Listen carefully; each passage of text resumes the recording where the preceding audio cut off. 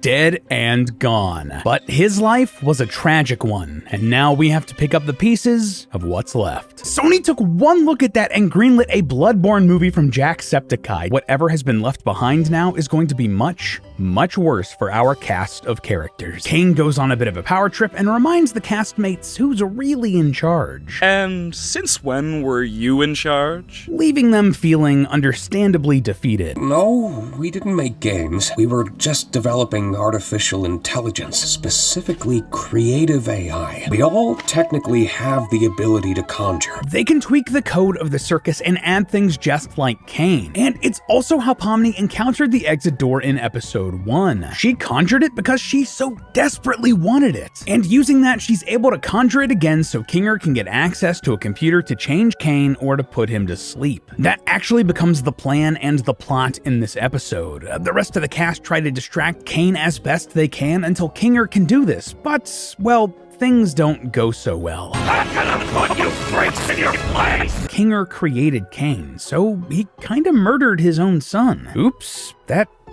really sucks. Even if he was kinda psychotic and tortured you and your wife and your friends and strangers and probably animals too at some point, consumes the able AI. It then creates the digital circus as we know it. You really were the lesser of the two. More likely just a representation of Kane's own self-doubt. A sort of voice in your ear, devil in your shoulder situation, if you know what I mean. This probably means bugs as in computer coding, glitches and errors and stuff like that. He says that he slaves over the adventures. He almost takes things very literally or very much at face value. They look at themselves in the mirror and don't like what they see. They'll find flaws and insecurities about even the smallest things, even if nobody else would notice. And that's not even talking about the mental health angle here, right? Like, even if you're satisfied with your body, if you're struggling with mental health, having that literally personified in a new body probably isn't gonna make you feel good. And for whatever reason, probably because my guy is a computer program, Kane just cannot understand it. And while this is no excuse to continue his torture, it does make sense, doesn't it? You can feed him information about the world all day and night, but that doesn't mean he'll actually understand it. And honestly, that's tragic. It's an existence that is hollow and sad and makes Kane a very sympathetic character. Just like a thoroughly misunderstood child who doesn't know how to connect to people. He's refocused his trauma into something he thinks is productive, but he's not actually confronting his problems head on. He's insecure. Maybe you're just genuinely bad at this. And he just does not have the tools or the friends and family in his life to deal with it. He's not doing the work he needs to do to become a better person, and as a result, he can't take valid criticism and lashes out at the people supposedly closest to him. And taking that trauma and turning it into abuse is ultimately Kane's undoing, as the people he's now abusing try to stop him and accidentally destroy him as a result. Nobody really wanted this, and,